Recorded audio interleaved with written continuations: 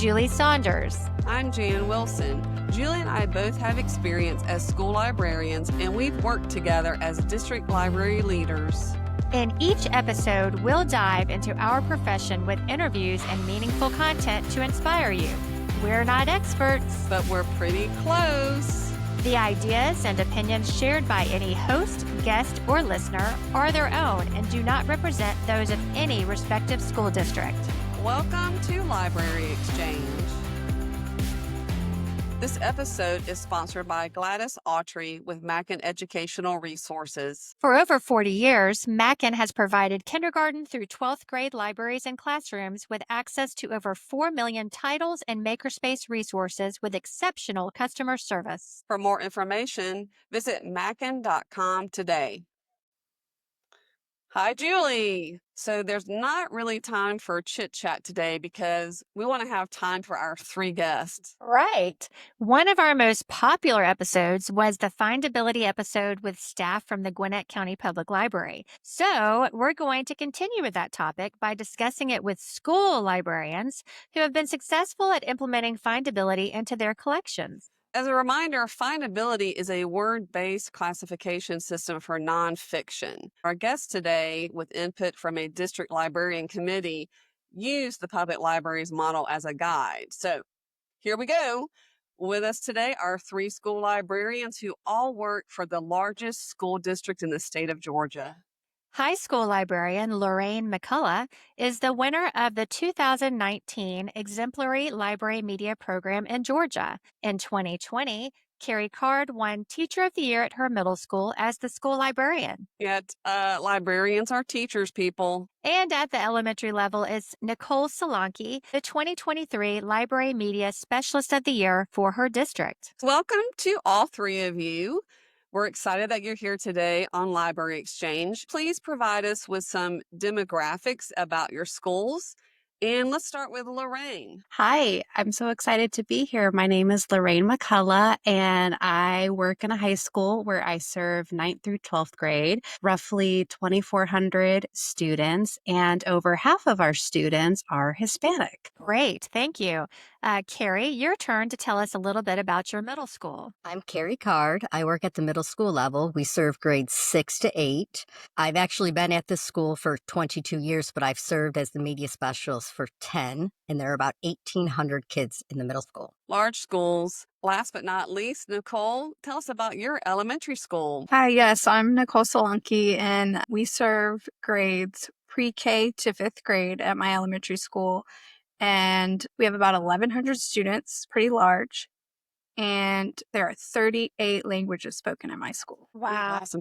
So, Julie, I'm so excited that we have librarians from each level on this topic. Me too. Great I think this perspective. is like groundbreaking to have this. But anyway, let's begin with the why. So, what made each of you decide to adopt the Findability model? So I'll get started with the elementary perspective. Nicole. So I decided to do Findability because our middle school started off with the project, and we vertically team a lot. And I thought, well, if my kids are going to be going to middle school, I want them to be prepared. And so we thought, let's get them started early. Okay. Vertical alignment is important. What about you, Carrie? What was your why? Well, I do remember the district library media specialist meetings. We had one at the public library, and I was so impressed by how the public library set up the media center.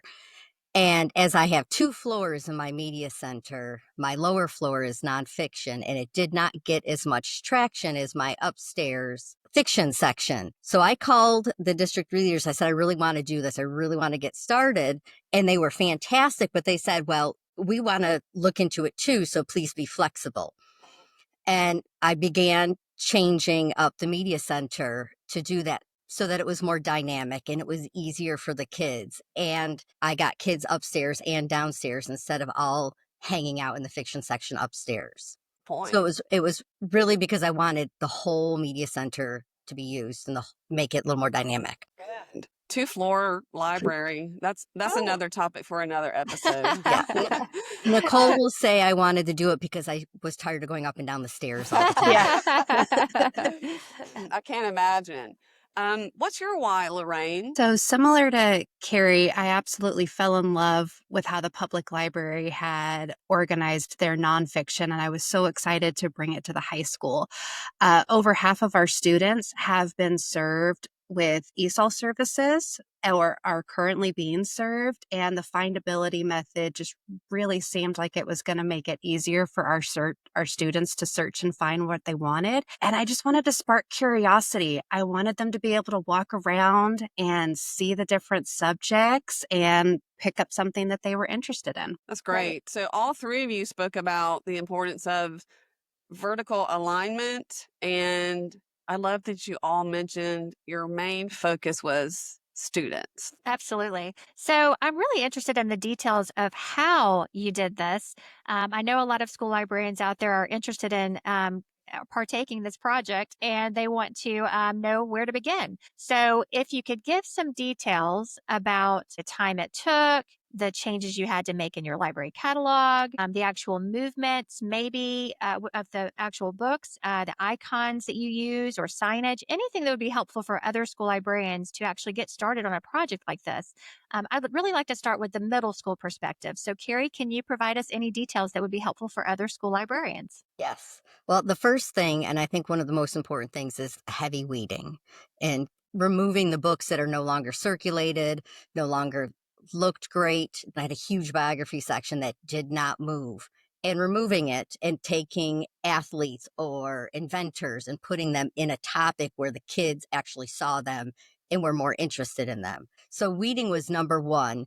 I worked on it for a whole year. I did not do it in one big swift move. We tackled a little bit at a time. So we used a lot of carts. We started in one area and then slowly moved ourselves through the media center. It helps, I think, to have established categories ahead of time. When you don't know what categories you want to use, then you can get lost in the weeds. And I also think that one thing that really helped me was I had a cart that was like, I don't know where I'm going to put this book. I'm going to think about it later, and put the book on that cart and then moved on with what I knew and where I wanted it to go. Also, because my media center is so big, I knew that sports were a big circulated item, and I wanted that front and center where I could see it, the kids could see it. I could also watch the turnover of those books. So I have a couple of questions for you, Carrie. So with your spine labels in particular, did you decide to leave the Dewey numbers on the spine labels, or did you go to a complete word-based classification? We kept the Dewey spine labels on. We labeled them by their category. So if they were animal, it would say animal, and then we kept the Dewey number below it so that when we were shelving, we knew the books went into the animal section, and then we kept the order of the Dewey system. When you came up with categories, I know that that's a very challenging part of this process to decide on standard categories. Did you collaborate with others when you were deciding on the categories? Yes, the library district leaders were instrumental in helping come up with some of the categories. And there was a lot of conversation, a lot of collaboration on that. And as a district, they settled on a set so that it was the same across every school the kids went to. However, it's different middle, elementary, and high. Okay.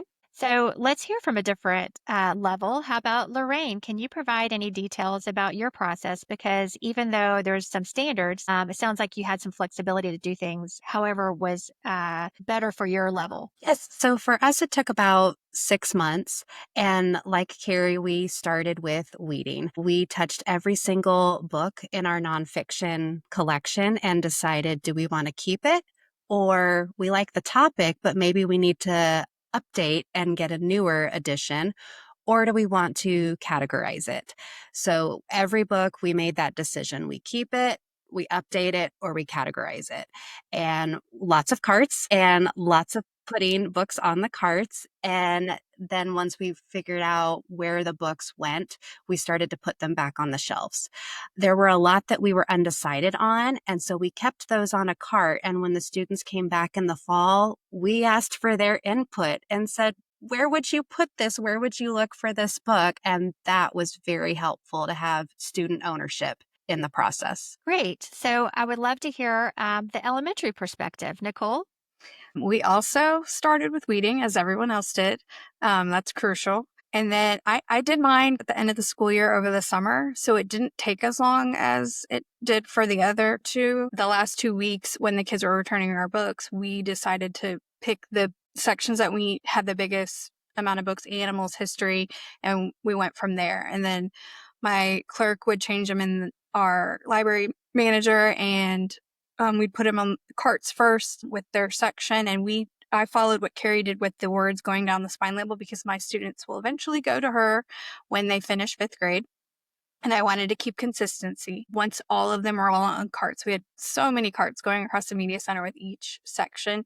We put them all on the shelves. So, a lot of librarians have different library catalogs they use nationally and internationally. How hard was it, Nicole, when you were talking about updating in the catalog? What types of things did you have to do in the catalog? Because some people might be nervous about that part. Well, we didn't change the Dewey. We left all that the same in the system, but we just updated the location of each item to its category. So it'd be $5.99 with author's last name, but the location would be animals. So it wasn't very difficult. We would scan all the barcodes into like a list and then upload the list into the library manager. It was very seamless. So back to Carrie, I have one more question for middle school because I believe, Carrie, you were one of the first ones in your district to move to this. So when you were deciding categories and subcategories, how detailed did you go into the subcategories? Do you have a lot of subcategories? Because I think that's where a lot of people have some flexibility if they want to be creative. I do have some subcategories, but not all the main categories are divided up. The highest used categories are, or the densest categories are. So for me is definitely subcategorized by sport and by athlete biography. Some of the science categories would be subcategorized, and the animals are the three big ones. I have a couple more questions about that. With your signage, what did you have to do in order to help students find the books in the new categorization? I have large posters with directional signs to tell them which side of the library that main category or topic is. And then on the shelves, we've really tried to dynamically shelf the books with a big picture above the shelf of what's there, forward facing books, and smaller signs on each shelf. So if you're looking at my sports section, you see sports above it, but then you will see baseball, basketball, soccer, football, all the big categories. So when the kids are looking, so you go down the stairs and right in front of you, there's the big map that'll say, okay, I want sports. I need to go to the right. And they can see where the sports section is, and they can dig down into what their interests are. We too, like Lorraine, have a lot of languages. Nicole mentioned 38. They come to my school. So having pictures and not just words, but the picture of the basketball or the picture of the science speaker or the picture of the globe or the countries helps the kids find what they're looking for. And then with forward-facing books, I find in those smaller categories, those are the books that are checked out first because they're visual. The kids see them. So, Carrie, I know that you were a pioneer in the district and it took you about a year because you slowly moved to this process. But I'd like to hear from Lorraine and Nicole. Again, you were fairly new in the district to do this, but if you were recommending to other school librarians, how much time from beginning to end do you think a school librarian needs and why? What were the hardest parts that would take a lot more time as opposed to other parts of the process that maybe don't take as much time? Could we talk, Nicole? Go ahead. It would depend if you did it during the school year or in the summer like I did. We worked on it the last 2 weeks of school. My clerk and I came in 2 full days over the summer, and then we took 2 weeks at the beginning of the school year. So 4 weeks total. Okay. Lorraine, how about you? Like Nicole, I also started or worked during the summer. So when final exams were happening in May, that's when we were sorting and categorizing. And then we really finished up probably in December with putting everything back on the carts, figuring out our labels, figuring out our signage. So flexibility was huge. We thought we were going to go one way with signage, and then we decided, nope, we absolutely need visuals, even at the high school, to help guide our students to where they want to go. So Carrie and Nicole have both mentioned a couple of categories, so I am going to put you on the spot, Lorraine. But what's an example of some nonfiction categories for a high school collection? Cooking and food, crime and forensics, and sports. And what's really interesting is the cooking and food, since it's at the beginning of the alphabet, is the first shelf that you see. And our cookbook circulation has gone through the roof. They just really gravitate towards the cookbooks, which is awesome. Lorraine, Yeah. we found that too. Our cookbook circulation, I just couldn't keep enough cookbooks on the shelf. That's Same. I've awesome. had to find more. Oh, I needed those when I was younger because I don't like to cook. But you guys are naturally leading me into the impact of this implementation. What have you seen? I mean, you can speak to circulation, but what have you seen from students or heard from students as a result of this? So I'll go ahead and go back to you, Lorraine. They're browsing. They're walking around and they are grabbing the books. They're looking at the front cover. Especially in high school, they'll tend to come into the media center and then sit. So we're high school. But I love that this model, it just encourages them to walk around and be curious and wonder and interact with the shelving. We do a lot of dynamic shelving as well. So they're browsing and it's awesome. Great. What about you, Nicole? At the elementary level, what have you seen as the impact? Students are more independent in finding their own books. I mean, we have 7-year-olds that know exactly where to go to find their dinosaur books or their cookbooks or those Minecraft books that they want. They don't use the catalog to search as much because they know exactly where to find everything. It's great. I mean, and that's a skill in itself. All our students don't have to do a search on the catalog, because we know where we go when we go to a bookstore or our public library. We know where our sections are. And Carrie, at the middle school, what impact have you seen? I agree with both of them. I've noticed that there's a lot more browsing happening, and the kids are not using the computer to find where a book is. So they know exactly where to go. They know what they like. And then again, as Nicole will say, I have not had to go up and down the stairs a million times to find where 755.63 is. I can say it, go down and find the sign. And that has been helpful for me and my clerk with such a large library that the kids are just a lot more independent and don't need the help finding a book. Yeah, it sounds like they find what they're looking for, and then they also come across something they're interested in that they didn't know that they were going to find in that section. And I have one more insight. I'm peaking today already. It kind of reminds me of findability reminds me of like refining your search when you teach students how to search on Google or a database. You start with a broad topic and then they learn to narrow down. They're really doing the same thing when they go to the shelf. So I can't imagine how positive this is for your spaces. So I love this. I do It's too. great. And data has shown that there has been more circulation of nonfiction books this year than the prior years. Same at my school. I think for high school, a lot of students saw nonfiction as the research section. And now it's where I go to be curious. It's where I go to find information about topics that I'm curious about. And I think findability is the reason for that. Nicole, I understand that you were part of the leadership council for your district. Can you speak to the district support you received during your pilot phase and how that leadership council may have helped you form a process and parameters for your project? Absolutely. Our district library leaders were very instrumental. They set up a Teams chat when we were going through the process, and we were able to show a picture of the book or tell them what the book was and where would you guys put this? So it wasn't just left on us. We can get feedback and collaborate with other librarians that were also in this pilot phase. And being on the leadership council, we were split up into our perspective levels and came up with categories as a group so that they would be standard across the district. Each of us came up with around 28 to 30 categories at each level. Some of them overlap, some of them don't, because I don't imagine animals would be in a high school, but I could be wrong. But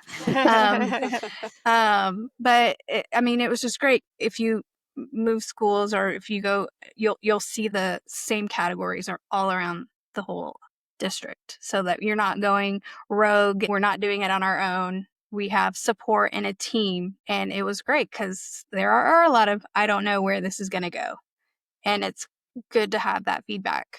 It's good to have a second opinion or another brain. Sometimes you doubt yourself, but now you all will be serving as mentors as more schools move to this model in your district, correct? Yes, absolutely. Yeah. All right. So as we wrap up today's episode, it's clear that each of you are more than just keepers of books, because, we still have that stereotype for some reason. But I want to remind you, you're all dynamic educators because you're willing to evolve to meet the ever-changing needs of your patrons. So I say thank you for that. And also, Findability has become another innovative way that our profession can ensure that school libraries remain the hubs of learning and community in schools. And thank you again for joining us to further explore this topic of findability and fostering a love of reading and learning for students. Happy to be here. Thank you for Thank having you. us on. This is a topic we're really excited about, so we're glad to share it. Thank you. So, Julie, we exchanged ideas during the interview. It's time for our recap. So, I think we did a pretty good job with having 3 guests at once. We navigated it pretty well. I definitely think it sounds so formal, but we really wanted to be intentional about each level having time to share. Absolutely. And since we interviewed the public librarians a couple of months ago who gave us the background and the process for which the public library followed, it really was great to hear the perspectives of the school librarians. I think a main point of the podcast is that before jumping into the findability model, it is super important to collaborate with others in your district to align main categories vertically, K through 12, or at least agreeing on some type of standard that provides consistency for the district's patrons. We know this is not a one size fits all model at each level. Right. Well, you don't want to end up with too many categories.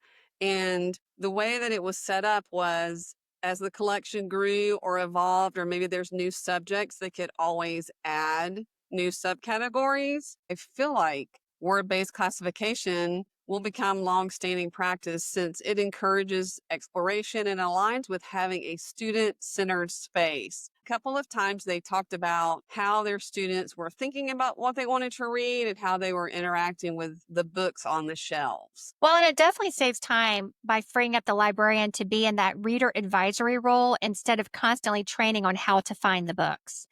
So, a lot can be done before the books are actually moved and labeled. The thought process and the weeding process can take some time before actually jumping into the catalog or into moving books to new locations. Weeding is key to success. If you have an older library collection, you may have to have a plan for renewing some of the heavily weeded categories. There's nothing more eye-opening than visual gaps in your collection if you've committed to categories that don't have a lot of books in them. I'm not sure if it's just me, but anytime we undertake a project in the library, it seems like weeding is the first. It It's sure always is. number one. It is. I do like that the elementary school, Nicole wanted to stay aligned with what her students would see in the middle school. And Carrie and Lorraine both mentioned how they fell in love with this model when they visited the public library. And so I just wanted to remind everyone why it is so important to find time to visit other schools in your district or close by or your public libraries, because you gain something. You get a fresh idea every time you visit another library space, including signage or the layout of furniture or even their book displays. And Lorraine really had a great high school perspective of the students being able to search for books that interest them rather than that traditional reason that involves research. It really is a shift in perspective. Oh yeah, she said the high schoolers always associated that nonfiction section of that's just where I go when I have to do research. Mm-hmm. And now they're realizing they can be curious about topics to read too. And she mentioned how it's helped the multilingual learners. I mean, all of them mentioned, I think at the high school level, Lorraine said most of her students spoke Spanish, and the other 2 schools have over 38 languages. The signage, the visual cues, the grouping of the books really reduced barriers for those young readers and those multilingual learners. Well, and we know the goal of any library is always for students to find the just right book. Sounds like for these school librarians, the findability model has helped them meet that very important goal. Yes, change in libraries can feel overwhelming, but all three librarians, they did it. They survived this process and they did it in different ways, using the same process, but a different timeline. So just as a reminder, start small, stay curious, and know that every step toward accessibility is a step toward a deeper impact. If you would like access to the findability categories from this interview, please email us at libraryexchangepodcast@gmail.com, and we look forward to you tuning in next time. Make sure to visit our website at www.libraryexchangepodcast.com. You'll find episode notes and links. You can even submit your questions or inspiring stories that may be featured on the podcast. If you're looking for some swag for your library or book-loving friends, visit libraryexchange.etsy.com. That's a lot of URLs, so I'm glad you had to say all of that, Julie. Thanks for joining us. We can't wait to have you back for our next episode of Library Exchange.